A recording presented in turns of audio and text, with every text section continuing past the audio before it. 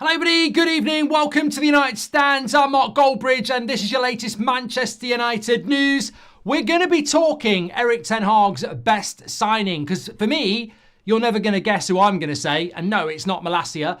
We're also going to be talking about some of the things that Ten Hag has said around the potential of players that are playing well but haven't actually hit their peak yet.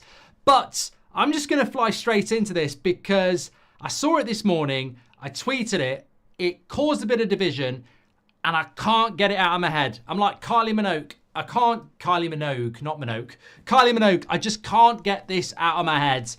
So sod it. This is 10 years of building a community which we just don't care if it's going to be divisive and break, this is the whole point.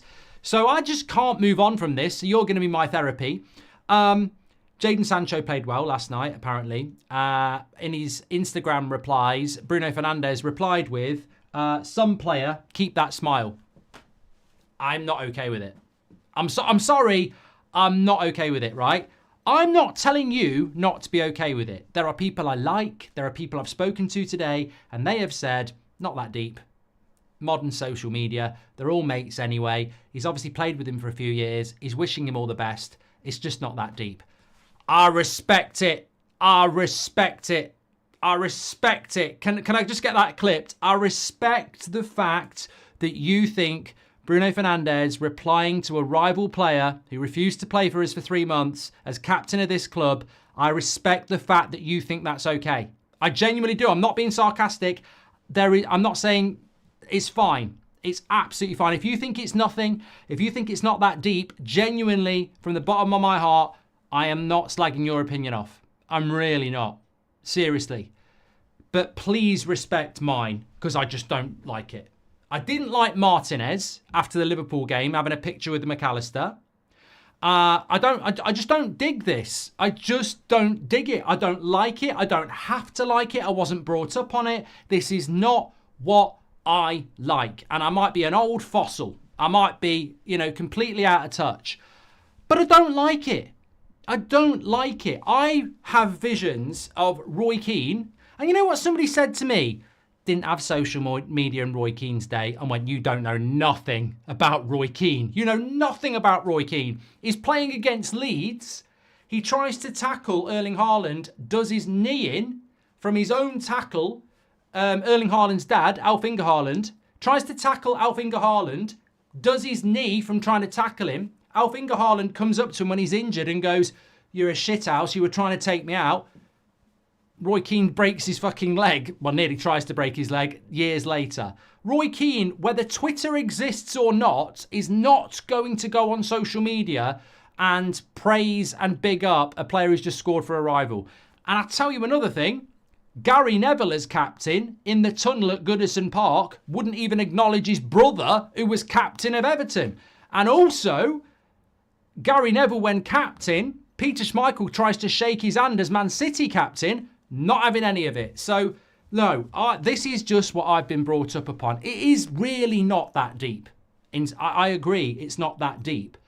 But I don't have to be told by people, oh, it's nothing, Mark, just get on with it. No, I don't have to be told that. I can do what I like on this, and I just don't like it. I don't like it. They earn a lot of money to wear the shirt that I love. I expect consistency and passion. And people go, it's a different world now. Oh, when Gary Neville was captain, when Vidic was captain, when Roy Keane was captain, we regularly won the league. For the last 10 years, we've won fuck all. Maybe, just maybe, there is some correlation between not really giving a shit about wishing the best to rival players and actually being a bit focused on your own club and the badge and having a bit of fucking passion. Because maybe this whole let's be friends stuff is why we're so bloody inconsistent. Because in fairness to Jadon Sancho, I think his massive motivation now is to prove us wrong. And then you've got our captain going, great player, keep a smile on your face. I mean, I'm just sort of thinking, I'm winding myself up here, so just go with it. But I'm thinking, this is the captain of Manchester United who witnessed the season we had last year. You know when we were losing games last year and we didn't have a winger on the wing because Sancho wouldn't play? Did it not occur to Bruno that this guy wouldn't play for us when we needed him last season because he wouldn't play? But no, let's wish him all the best for setting up a fucking rival who are higher than us in the league. Oh, go for it, mate. Keep a smile on your face. What a player. I'm just like, I'm not even, I love Bruno Fernandes. This is not an agenda. I am not saying sell him. I am not saying get rid of him. But you know what? Life is not red and green. It's everything in between. And I don't have to kiss his arse for everything he does. And I just didn't get completely excited about the captain of Manchester United getting into the replies of a player that plays for a rival saying good for you. I mean, I don't know. I just don't know. Maybe football's just not the game I thought it. Maybe football's not the game it was anymore. Maybe that's what it is. Maybe we have just become institutionalized by a money-making machine that's not about passion. It really is just a game of FIFA where we're all pawns in their game of chess, and actually passion, rivalry and everything else means fuck all, because all these players really are all just mates earning shitloads of money and they don't actually give a shit about the badge of the football club. Maybe that's what it is. Maybe that's what it is.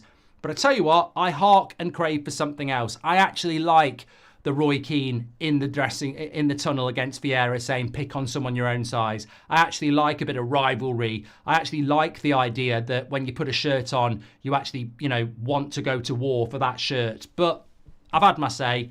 I respect everybody who's going, they're just mates who've been mates for years, who're just backing each other up. That's absolutely fine. Go for it. For me, Chelsea, Sancho are the enemy, and Manchester United should be trying to win. And that's just how I feel about it. So I've had my say.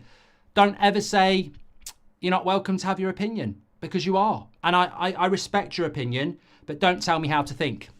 I grew up in a time where rivalry did matter.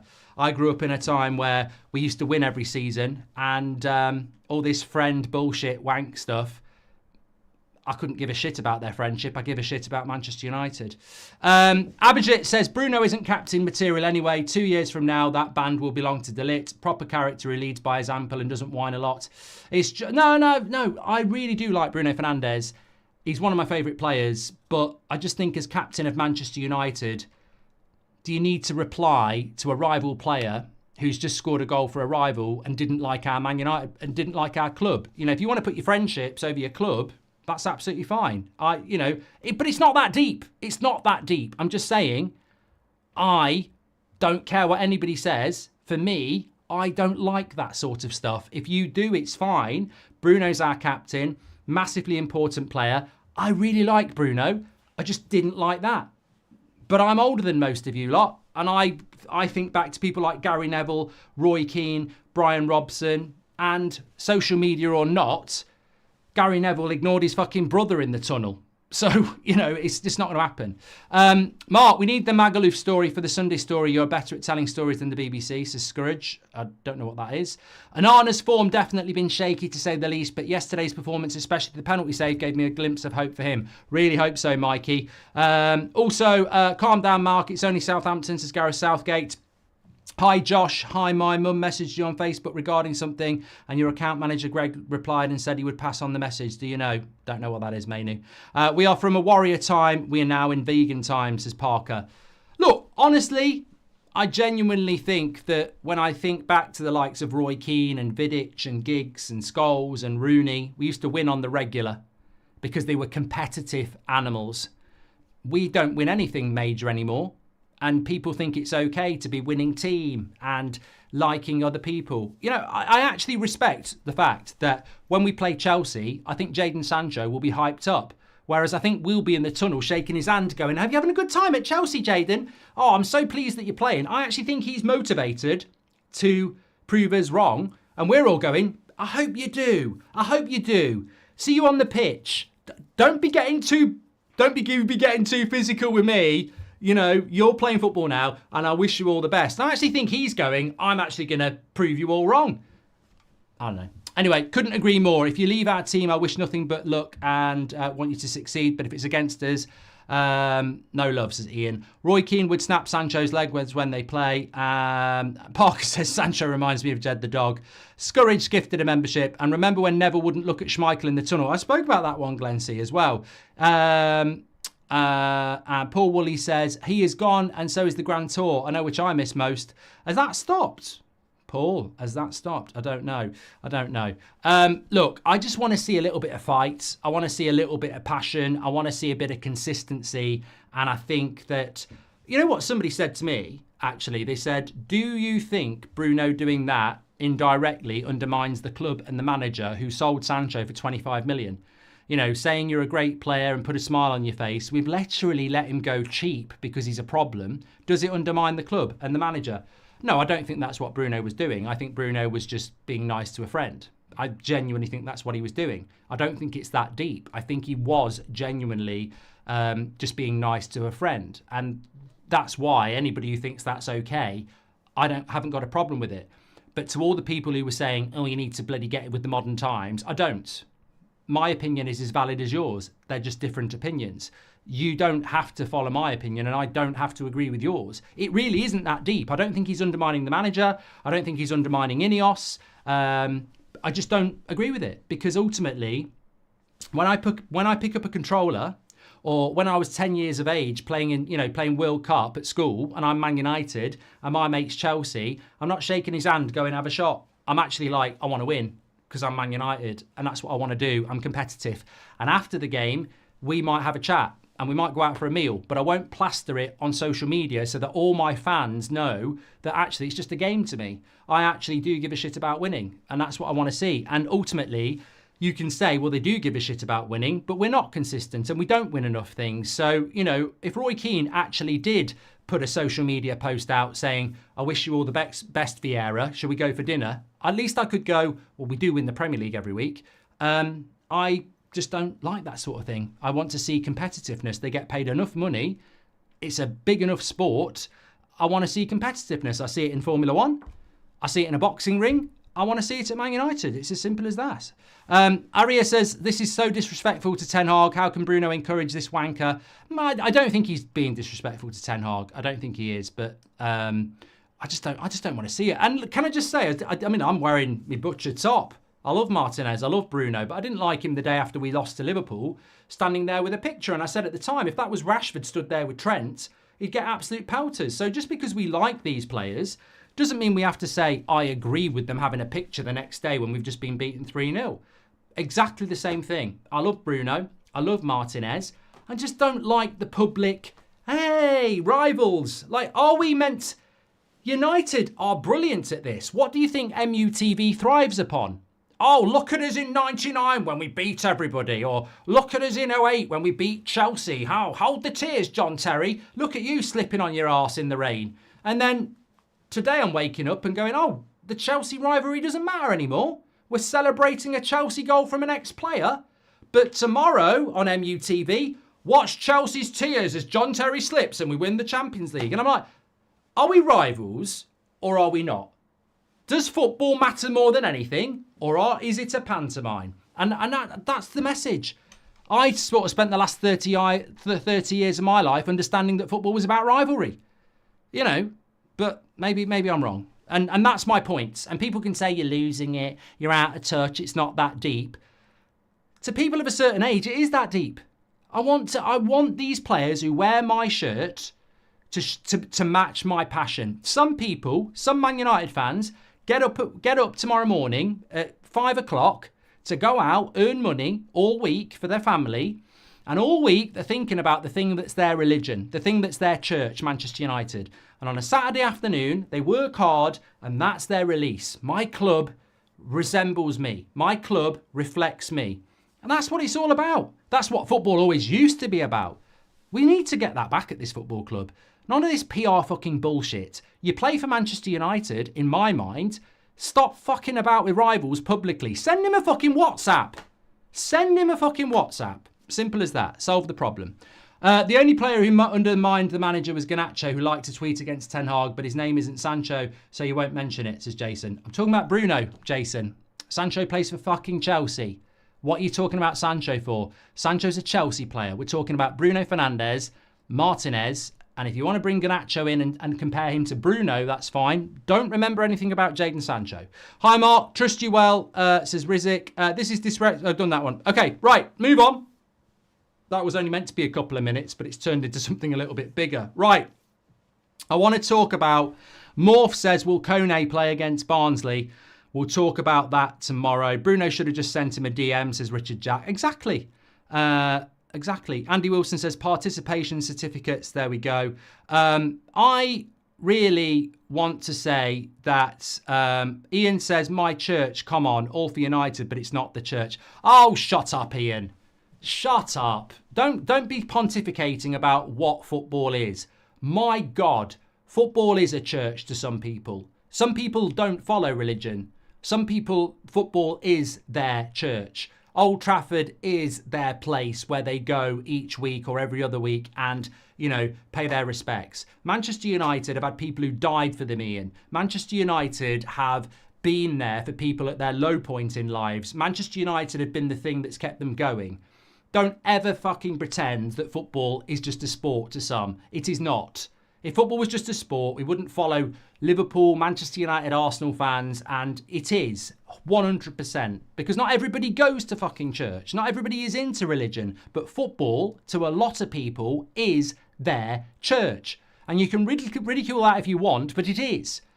Bloody hell it is. I've been there. I've been there. I've seen what football can do, especially Manchester United. It does matter. And you want players who get that. 100%. You do. Anyway, let me talk about this. Ten Hag's best signing. I feel like I'm always going to drop off now compared to that opening few minutes because it was very passionate and that's what I love. I want to talk about this. I think that I've seen so much over the last 24 hours about this. And I was thinking about who Erik ten Hag's best signing is. And that is why I am wearing this, but it's not Martinez. I think technically when you're talking about Erik ten Hag's best signing, then I think most people would say the butcher, Martinez. And you'd probably be correct. But keeping it topical, because I don't want to go living in the past anymore, I want to talk about the now. I think from what I've seen over the opening few weeks of the season, the last few weeks of last season, the pre-season, apparently he's created more chances from, I can't even remember what it was. I think I quote tweeted it this morning. So I actually want to get this correct. So you might be starting to figure out who I'm about to talk about here. And then you're going to go, we didn't sign him. So get ready for this. Yep. Ahmad Diallo is the first Man United player to create 6+ chances and have 100% shot accuracy in a Premier League game this decade, which sounds amazing. But Ahmad, for me, is going to be Erik ten Hag's best signing. But he didn't sign him, Mark. Yeah, he's got 1 year left on his contract. There was lots of rumours about him leaving Manchester United this summer. 1 year left on his contract. This contract that we're about to give to Ahmad could be one of the biggest signings of Erik ten Hag's career. And the reason I wanted to mention it is because, trust me, coming into this summer, it wasn't even guaranteed that he was going to stay at United. From Ahmad's side, he felt that he should be starting games for Manchester United. And you're looking at it, you've got Anthony, you've got Garnacho, you've got Rashford, dare I say, even Sancho. And for Ahmad, that pathway to the first team that he absolutely felt he deserved wasn't necessarily there. And he wanted those reassurances, which have been given by Erik ten Hag. So I think that this contract, which is inevitably coming because he's only got 1 year left, it's up in the summer. There is a +1. He's not going to leave or anything like that. But this next contract for Ahmad probably could be one of ten Hag's best ever signings, even though he's not officially a signing. I think the way he's playing at the moment, topically, reality and factually, is just absolutely incredible. It's like, you know when it's dinner time and you think you've got to go down the shops and then you go in the cupboard or the freezer or the fridge and you find an absolutely banging meal and you go, I'd have gone down the takeaway shop and spent 20 quid and this was there all along. I feel like with Ahmad, that's exactly what we've got in front of us. And many of you last season were absolutely correct with your free Ahmad stuff. But this was a player that's been right under our noses for years. And even though that has been the case, and I'm a big fan of his, I never really expected him to be what he has been over these last few weeks. And I think that the praise he is getting out, and we don't get a lot of praise outside of Manchester United, and I don't know what it's like in the States or in India or Australia or wherever else some of you live, but here in the UK, like, people are waking up to how good Ahmad is. Like, he's starting to get mentioned in other fan bases, and even in the media, dare I say it, are starting to speak about Ahmad. And he's not just a niche, player that might be good within the fan base. He's now starting to get that massive respect that I think he absolutely deserves. And I think he's at that point now where in an important game like Crystal Palace next week, if Ahmad wasn't starting, you'd be like, what the fuck's Ten Hag doing? So I think the turnaround for Ahmad, the patience he's shown, the way he's behaved, and the talent that he actually is, this contract that United are about to hand could be Ten Hag's best signing in the whole time he's been here. And people saying, well, it's not technically a signing, but it is. When you give somebody a hand, look, Marcus Rashford's contract's bloody massive and it's huge.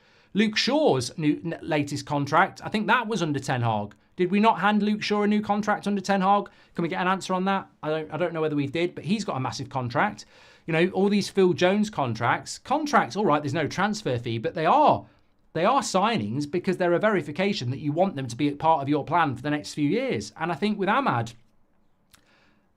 it's just ridiculously exciting. Look, I said this morning. I don't want to repeat myself, but we were talking a little bit about Sancho this morning, and I said, look, if he does well at Chelsea, that's absolutely fantastic. But what people forget is, you can, I'm trying to involve everybody in this. What's something men and women wear? Not bras, jumpers, right? You could have an amazing jumper hanging up in your wardrobe, and every time you open your wardrobe, you go, that's a lovely jumper. That is a lovely jumper, but I'm not wearing it because I prefer this one and this one. And I sort of feel like that about Sancho. Even if he does really well at Chelsea and it's a nice jumper, I'm still always every morning going to go, well, that's clean. I'm going to wear the Ahmad one. Oh, okay. I'm going to wear the Garnacho one. Unless they're in the wash, injured, I'll wear the Rashford one. Even if Sancho does well at Chelsea, I'm always going to pick Ahmad, Garnacho, and Rashford, to be fair. So that is how good and important Ahmad has become for Manchester United. And I think that as I said yesterday, we're very good at being very negative about people. And there's another winger beginning with A that everybody's very negative about, and probably understandably based on the fee and the performances over the last 2 years. And that's now being reflected by the fact that didn't even get on the pitch yesterday. Don't think he got on the pitch against Liverpool. So he is low down in the manager's mind, in the fan base's mind. And, that's very, very sad, but it's probably fair. On the other hand, in a positive sense, the Ahmad praise, we do need to shout about it. We do, because you can guarantee if Ahmad goes and has 3 bad games in a row, people will be saying, well, overrated. So I think he's doing really, really well at the moment. And I think he is our danger man. And I think getting this new contract, I very rarely get excited about new contracts, but I feel like it is going to be a massive signing for Man United when they do it. And if we can sign him to a 4 or 5 year deal and know that we've got him for the next 4 or 5 years, Ten Hag said it, and I think De Ligt said it himself after the game yesterday. It's so important to play De Ligt because we obviously want to build that relationship with Martinez. But Ten Hag was saying he's not even 100%. This is not De Ligt at 100%, but he won't be 100% without us playing him. He's got gears to go through, and that's very exciting because I think with Martinez, yesterday we started to see Martinez getting back to his best compared to the first 3 games of the season. Even though he's fit, there is fitness to play, and then there is match fitness, as we know. And I think De Ligt is still working towards that. I think Mazraoui is still working towards that. Xerxes is still working towards that. Agate is obviously still working towards that. So we have got players that have got more improvement the more they play. And people forget that I'll talk about that in a minute because I want to talk about Ahmad.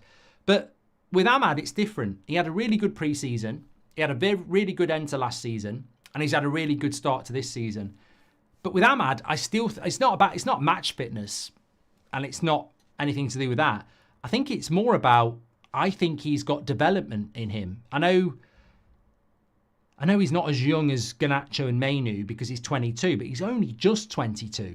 I think he was 22 this summer. And I still feel that with Ahmad, he's probably got 2 more years of physical growth and talent growth. And also, he's never really had a strong run in a Man United side, which will allow him to grow as well. So I think there's more to come from Ahmad, and that's massively exciting.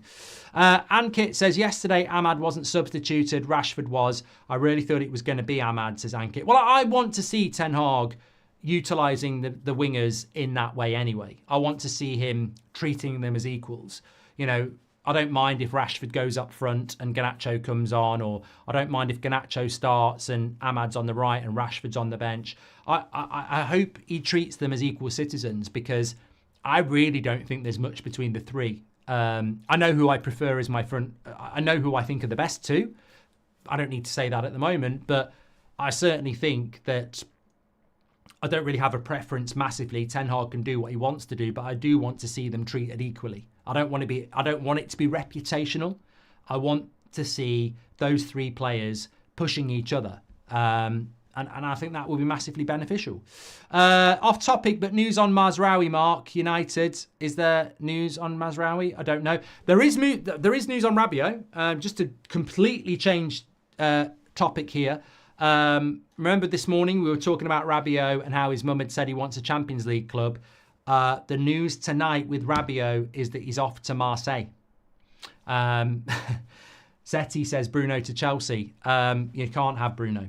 But yeah, apparently Rabiot is off to Marseille. So he'll be signing for De Zerbi, playing with Greenwood. I think Marseille are in the Champions League. So Rabiot to Marseille is apparently what they're looking to do. And Marseille, may I say, Marseille are being quite ambitious. So there we go. Feels bad, says, what a waste. I'm not going to be a hypocrite. I do agree with you. Marseille are not in the Champions League, says Brutus. Well, that makes it even weird then. That's a stupid move from Rabiot then. That is absolutely stupid. How can his mum do an interview saying he's waiting for a Champions League club, and then within 24 hours he's signing for Marseille, who are not in the Champions League? They're not even in the Conference League, says Jason. That's a weird signing. I mean, to be honest though, does that not back up what many of you've said about Rabiot? I don't know how Marseille are doing it, but fucking hell, mate. From Juventus to Marseille, from your mum saying he's waiting for a Champions League club to signing for Marseille in the middle of September, missing the first international break, missing your whole pre-season, missing the first 6 weeks of the season to sign for fucking Marseille.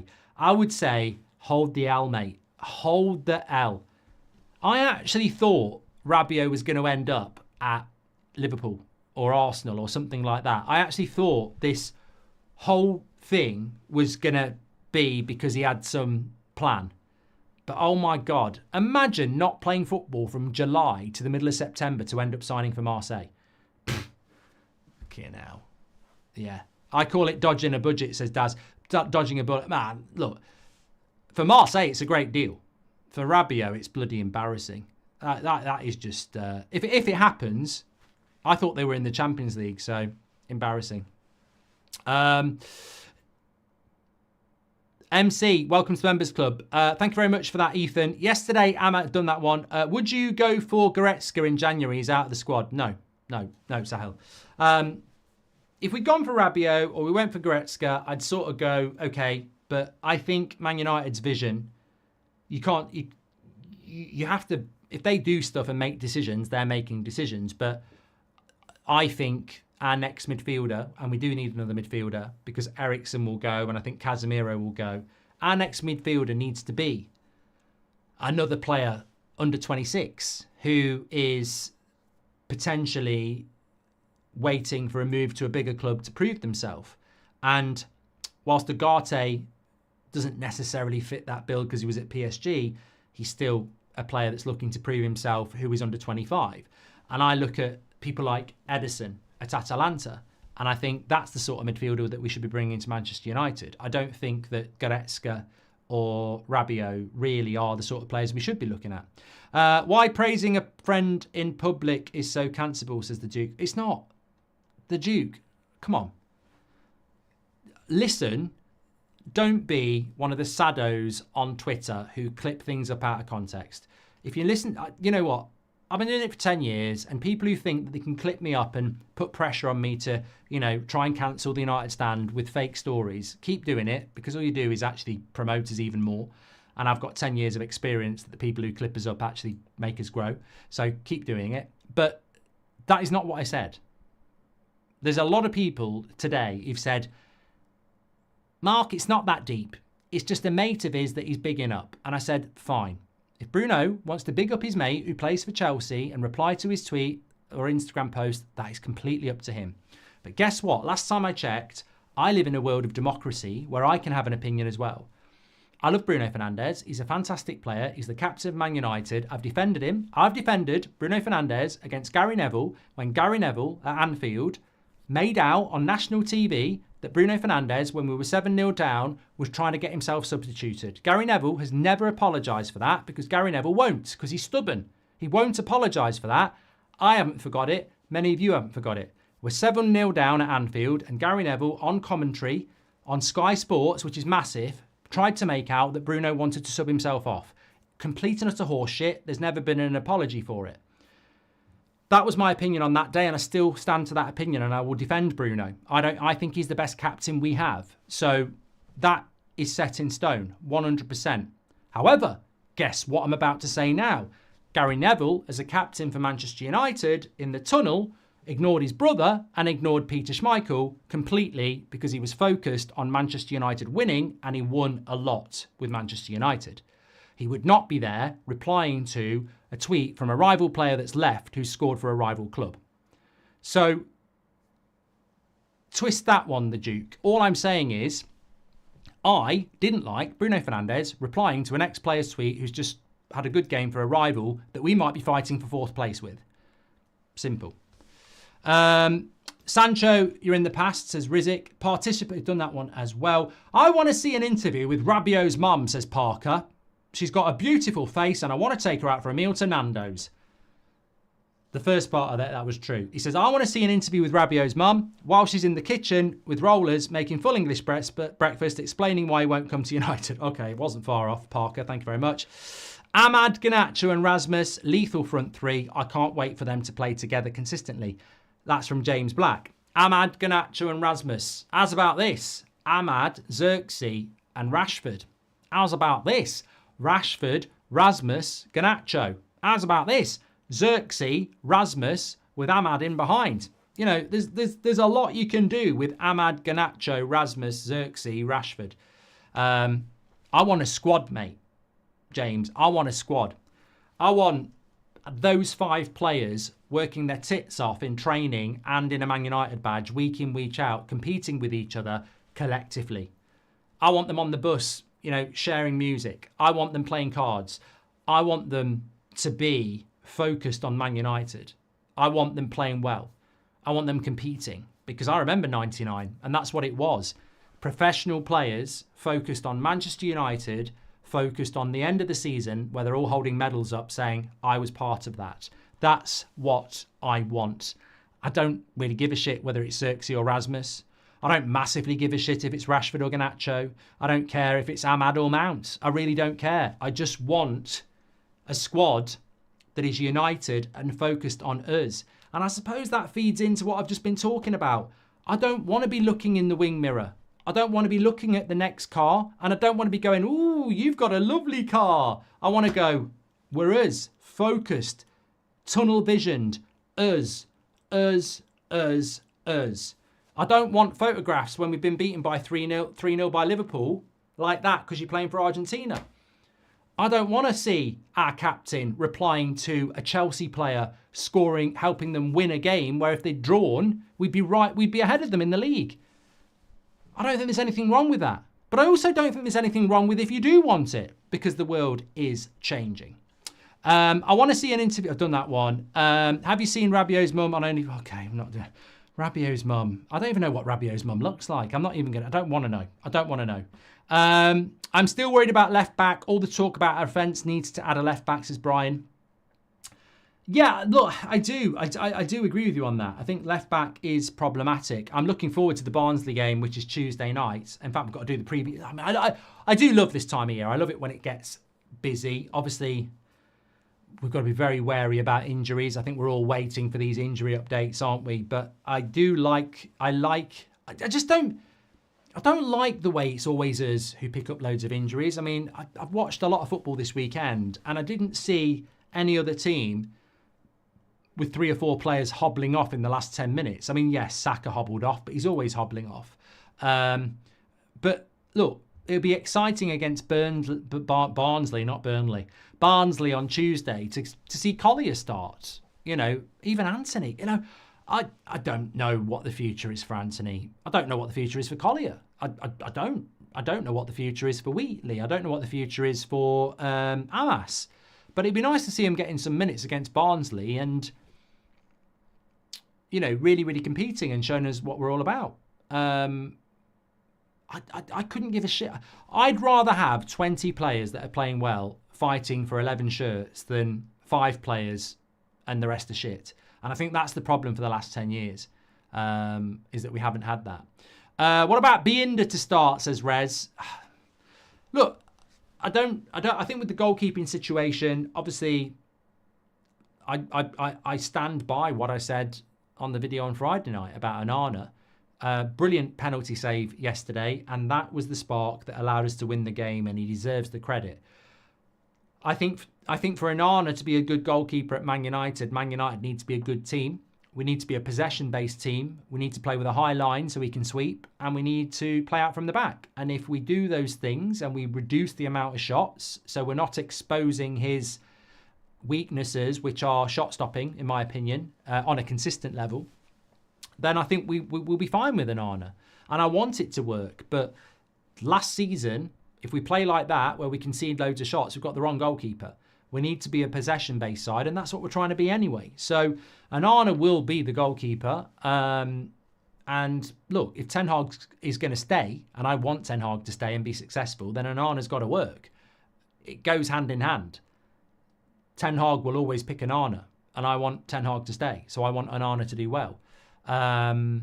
If another manager came in, I don't know whether they would keep Onana, because I think he's a very specific player that Ten Hag wants to work. Would I pick Binder? I was always a bit conflicted about this with De Gea, because part of me thinks, well, with a goalkeeper, they don't need a rest. And if we want to be a team that's playing out from the back, the more times you play Onana and do that, the better he comes at it, and more he gets used to it. What I'm trying to say is I wouldn't be surprised if Onana were to start tomorrow, to be honest with you. So yeah, on Tuesday. Yeah, I wouldn't be surprised. Hi Mark, it's my birthday today from India. Just wanted to say thank you for making this great community and getting me through some tiring days, says Sarav. Well, happy birthday to Sarav. I hope you have a great day. And as I said, most of the time, I hope people realise that we've had our down days. We've had days where it's got a little bit heated, but really it's just about having opinions. And I as I said, you know, it isn't necessarily that deep, some of the things we talk about, but it is, you're entitled to your opinion. You know, there'd be somebody in the chat, believe it or not, who is like, I think Harry Maguire and Johnny Evans should be our starting centre-backs. I think Eriksen and Casemiro should be our midfield with, you know, and we shouldn't have sold McTominay, we should have sold Bruno. Like, it's amazing, but somebody out there is actually watching the One Show, getting excited about it. You know, some people watch Mrs. Brown's Boys. Somebody is listening to Ollie Murs. Like, everybody has different opinions, but we're passionate about ours, and we do get lost in our own opinions, and we do think that we're right. I'm not telling you I'm right about anything. I think I'm right, but I'm not telling you I'm right. And that's at the very core of everything that we've been doing for 10 years. This is not about preaching. This is not about teaching. It's about reaching. It's about reaching out to people and making them think about what they think. And, you know, I was thinking about this. We've got a cracking show for you tomorrow night, by the way. Ricky, Beth, Maud's, Kev. I think it's either 8 o'clock or 7 o'clock or 6:30. They're all, it's going to be like a weekly show on a Monday, sort of like a fan forum with a load of interactive stuff. So get involved in that, because I think Ricky, Kev, Maud's, Beth, you know, they bounce off each other really, really well. And they're all going to have different opinions. But I was thinking today about what United's best 11 is for me. And I think if you asked a United fan at the moment what's their best 11, I think you'd get hundreds of different answers. Because I don't think, I mean, here's a question. Do you think Ten Hag knows what his best 11 is at the moment? Benjamin, welcome to Members Club. Thank you very much. I think he might have an idea what he's... I don't know what Ten Hag's best 11 is. My best 11 is tough. There's a few positions that are tough. Obviously, Onana in goal. Mazraoui or Diallo at right back is a head mess. I mean, that is an absolute head mess. I don't know. I don't know. And I don't sit on the fence. I just genuinely don't know. I don't know between Mazraoui and Diallo. I really don't. It's such a difficult thing to say at the moment. And thankfully, we don't have to make the decision because we haven't got a left back who, for me, would be Luke Shaw. Martinez and De Ligt is quite straightforward. Midfield 3, well, it's got to be Agate. I have to say Mainu and then Bruno. And then the front 3 is difficult because it's got to be Ahmad off the right. I would say Rasmus, but Xerxes is interesting. And then on the left, I would say Garnacho, but if Rashford can get anywhere near back to what he was 18 months ago, that becomes interesting as well. So, and I think some of those decisions are a bit unfair to make at the moment. I would say Rasmus over Xerxes, but we need to see Rasmus back fit. I would say Garnacho over Rashford, but we also need to see whether Rashford's going to kick on from here. I would say the right back is a tough one as well. But it's interesting, but this is the thing. I want competition for places, and if De Ligt's not at 100% yet, then Mazraoui's not at 100% yet. They came into the club. People talk about Agate and say, he came in very late, and he did. De Ligt and Mazraoui came in very late. They only came in. What was our first game of the season? Fulham. Mazraoui and De Ligt trained on the Wednesday. We played on the Friday. So that they came in very late as well. And Ten Hag is right. We're not seeing De Ligt at 100% yet because he came in very late. But so did Mazraoui. What about Yoro? Xerxes came in very late as well. Wasn't even able to play the first game of the season. So we have got a lot of players that are still growing in a Man United shirt. Not just because it takes a bit of time anyway, but also I think physically and fitness-wise. So it's going to be very interesting. What we absolutely have to avoid, and we have no control over it, is injuries. If you're going to play your best 11, then you've got to have no injuries. And already at the moment, we're carrying a lot. Go with the strongest 11 versus Barnsley. Need to stay in the cups as SG. A bit lacking at full back for rotation, though. Will be good to have Yoro Lindelof back. Benjamin, welcome to Members Club. I don't think we can go with our strongest 11 against Barnsley. And although he might, I don't think he actually will, because there are players that need game time. Maguire and Evans need game time. Anthony needs game time. Garnacho, Agate, Collier need game time. Casemiro. There's a lot of players that do need game time. Alan said, interested in sports psychology job if United asked. They'd never bloody ask, mate, but I wouldn't mind doing it. Red Army says, I already know. I've not read it yet. Red Army says, now I know who Red Army. Thing is, I know who a lot of you are, whether it's a super chat or a live chat. I know a lot of the names. Now, Red Army has, and respect him or her, always been propaganda for Harry Maguire. That's, as soon as I read a chat, I'll go like Ray Cole, Brown Amore, been here for years, very level-headed, very passionate. Marvin, AM, we don't always agree, but very passionate. Same with Robert McCormack. There's loads of you out there. Red Army, Maguire propaganda. Let's read what he's got to say. If Martinez and De Ligt have another shocker against the top team, then one of them needs to be benched for Maguire, who should have never lost his place. Dutch bias. I rest my case. I rest my case. There we go. Yeah. Okay. Well, look, I knew it was coming. I knew it was coming. Maguire, honestly, is never going to play for Man United again until we get injuries. What he's going to do about his England spot, I don't know, because Maguire, for me now, is a very good backup centre-back to have. It benefits Man United. I said this. I didn't want us to sell him because Seb really likes him.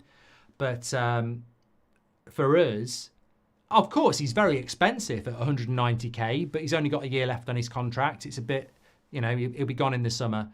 But for us, Maguire is just a very, very good third or fourth choice backup centre-back. But he's not going to start for United unless, I don't think Harry would do it, but he's basic. Actually, can I just be honest? When I used to play football, and if I ever lost my place, I would hope that the player who was in my place got injured. You know what? I just don't see the point in lying. I know we live in a very snowflake society, but if I got injured and lost my place, and then I'm on the bench having to win it back, and the manager's going, we're a winning team, and, in fairness, they've done well, then I'm sat on the bench going, I don't want us to lose or him to play shit because that's going to cost us points in the title race. So, twisting their ankle and having to come off, that'll do. I don't know whether it's the same for anybody else, but I sort of did want that to happen. I don't think Harry Maguire would want that to happen. I don't, but ultimately, I think the only way he's going to start for Man United, and the same for Victor Lindelof, is if Martinez or De Ligt get injured, or, and even then Yoro might be back. So I think we're in a fortuitous position at centre-back. Maguire and Lindelof were our starting centre-back pairing 3 years ago. They're now fourth and fifth choice centre-backs. So our centre-back pool is ridiculously strong.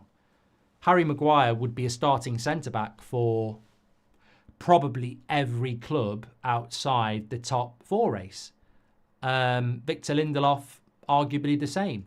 So we've got Victor Lindelof, Harry Maguire and Johnny Evans as our fourth, fifth and sixth choice centre-backs when Yoro's fit. So we're happy days at centre-back. I'm more than happy with that.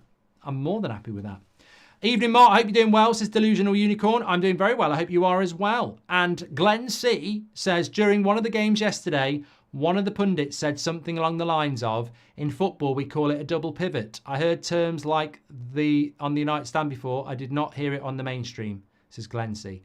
Yeah, but you know this, and therefore you, there are a lot of people, you'd be stunned. If I speak, there's a lot of people listening into this sort of stuff. There's a lot of people. There are. It's a fact. And you're very good analysts of football. Football fans are brilliant analysts of football. So Lindelof could be sixth choice, says George. He could be. I want Branthwaite, says Ollie. Well, next summer, Lindelof, Evans and Maguire will be gone. So there'll definitely be another centre-back coming in next summer. Rabiot's going to Marseille, apparently. That could change. But I think it came in from Romano, actually. I'm sure it was Romano who said about Rabiot. Yep. Olympique Marseille, and it's pinned. You know what that means from the summer. Bloody hell. It's been pinned. He's pinned it. Fabrizio's bloody pinned it. We know what's going to happen. It doesn't matter because the summer's closed and it's not Man United. But when Fabrizio puts it as a pinned tweet, it's basically going to happen. You don't ever want Fabrizio to pin a picture of you saying, here we go, heading to prison, 3 years incoming, because you're done. If he ever pins Man City, 130 charges, not looking good, Brev, they're fucked, basically. So he's pinned it. Olympique Marseille are in advanced talks to sign Rabiot as a new midfielder. Negotiations underway with Rabiot on contract terms. They're optimistic to get it done in the next 48 hours. Here we go, expected soon. So sit down. You're in the mud, Rabiot's mum, because Rabiot's mum said, we've been waiting patiently for a Champions League club. Forget about it. Forget about it. You're going to Marseille and you're not even in Europe, apparently. There we go. Look, if United had gone for Rabiot, it would have been quite interesting. Where are Marseille getting all their money from? Where are Marseille? Just on a general point, where are Marseille getting all their money from? Because he will be on. He wants 200 grand a week and 11 million pound signing on fee. Are Marseille been bought by bloody Apple or something? Because he wants 11 million signing on fee and 200k a week. Now, I would have thought Marseille, who finished 8th in the French league, are the equivalent of, in our league, Brentford. Where are they getting them? Where are they getting money from? Arthur Fowler. That's a cracker. That's such a niche joke. They won the Euro Millions, says Zetti. Yeah, he must be getting. Yeah, but you know what? Headline says he won't be getting that much at Marseille. But if he's getting a cheap wage at Marseille, how many clubs don't want him? You know what I mean? If Marseille are paying him like 100 grand a week, we should have done that. Unless there's a big issue with him. I don't know. Evening, Mark. That was from Delusional Unicorn. Marseille are a big club in France, to be fair, says Void. Yeah. A pub league. They are a wealthy club, says Jeff. Well, why haven't they done anything for 30 years? Last big signing I remember Marseille making was Chris Waddle. Look it up. But they've bought a lot of players. Højbjerg, De Zerbi, manager. Greenwood. Rabiot. Got a lot of money. Let's have a look what they're doing, Marseille. It's a nice place to live, apparently. I mean, I've just made that up. I've just bigged up Marseille. People are buying houses in Marseille now. They're second in the French league. They've drawn one, won 3. They're second in the French league. They won yesterday against Nice. Sit down, Sir Jim. Well, at the end of the day, Mark, that's not very nice. Sir Dave and me, we do own Nice, but Man United's a big project. And, at the end of the day, we've given them Mason and probably should have done it ourselves. But, yeah, they did beat us 2-0. And more pay. Højbjerg. Kondobia, used to be a good player. Greenwood. Who else have they got? And Dembele plays for Nice. Anyway, I'm meant to be looking at Marseille. Yeah, could have Rabiot soon. They won't win the bloody French league anyway. They ain't winning the French league. They're never winning the French league. You can clip that. They're not going to win the French league. They'll get in the Champions League, which I suppose is probably what they want. Abhijit says, Xerxes, Rasmus, Ahmad, Mainu and Garnacho are all players who can disrupt Pep Guardiola's system as they're unafraid to take on people one-on-one. I think Erik ten Hag is building an antidote to counter City. I hope so, Abhijit, because we've seen some absolutely brilliant antidote goals this weekend, haven't we? With Harvey Barnes and Duran Duran. Anyway, thanks everyone for tuning in. It's arrived. It's arrived. I had my grey Garnacho on earlier. I've wanted to get this one for ages. United Stand Shopify. We do ship them worldwide. I've had the black one for ages, but I wanted the red one for ages, and it finally arrived. So yeah, just shouting that out. But yeah, I think Martinez is Ten Hag's best signing, but I think Ahmad on this new contract could be one of his most significant signings, because I do agree that a contract renewal when a player could have been leaving is very, very important. Why is the show ending, says Kieran G? Because it's 9 o'clock. Basically, 8 till 9. Thanks everyone for watching. Legends. Tomorrow night, make sure you tune in for that. It's going to be a cracking show. It's in the studio in Manchester. Brand new show. Ricky, Beth, Kev, Mords. Get ready for that. I'm back in the morning at 10 o'clock.